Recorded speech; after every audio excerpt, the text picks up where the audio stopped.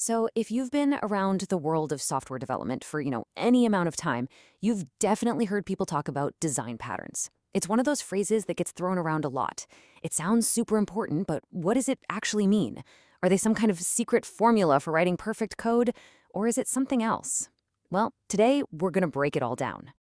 Right, let's just get straight to it. Are design patterns some kind of magic spell you can cast on your code to make it flawless? I mean, it would be awesome if they were, right? But the truth is a lot more practical and, frankly, a whole lot more useful than magic. So, to really get a handle on this, let's start with the absolute basics. And honestly, the best way to think about a design pattern is to see it as a blueprint, not the finished building. Okay, here's the official textbook definition. It's a general, reusable solution to a commonly occurring problem.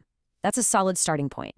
A commonly occurring problem could be anything, really. It could be, how do I get two different parts of my app to talk to each other without creating a complete tangled mess? Or even, how can I build a really complex object one step at a time?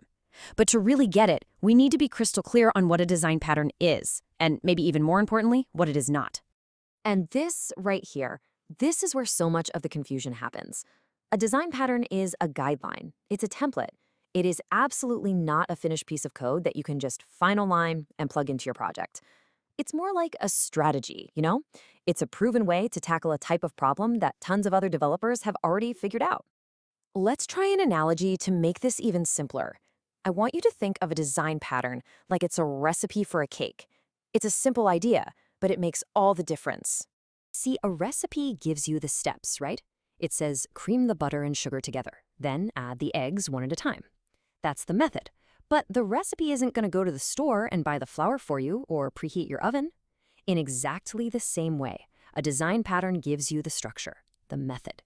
But you, the developer, you still have to provide all the specific ingredients, the actual code, to make it work for your unique project. You still have to do the baking yourself. Okay, so now we know what a design pattern is, but we need to talk about something that's honestly even more critical, the dangers of using them the wrong way. Because just like any powerful tool, if you're not careful, they can cause a whole lot of damage. They are a tool, not a cure-all. And I really want this next part to sink in. Please, handle these with care. First, they are not a silver bullet. You don't go looking for problems just so you can use some cool-sounding pattern you just learned. That's completely backwards. Second, do not try to force them. Trying to hammer a pattern into a problem where it just doesn't belong, that's only going to create more problems. They are solutions to problems, not for finding problems. And finally, if you misuse them, you're not just making a small mistake, you risk creating an absolute mess. This quote right here, it just captures the two sides of this perfectly. If you use a pattern in the right place, at the right time, my gosh, it can be a lifesaver. It can make everything clearer. But if you don't, it can result in a horrible, tangled mess of code that's way worse than whatever you started with. The stakes are really that high. So if there is one single thing I want you to walk away with today, it's this. It's a simple but incredibly powerful idea. Always, always start with your problem first, not with the pattern. So how does that look in practice? Well, here's a simple approach, a little mental checklist. 1. Start with your problem. Really deeply understand it before you even think about a solution. 2. Then, and only then, you can ask yourself, hey, is there a known pattern that offers a helpful guideline for this kind of thing? And 3, if the answer is yes, you adapt that guideline. You don't just copy it. Remember the recipe? You use the method, but with your own ingredients, and never ever force it. And I'll leave you with this final thought to chew on.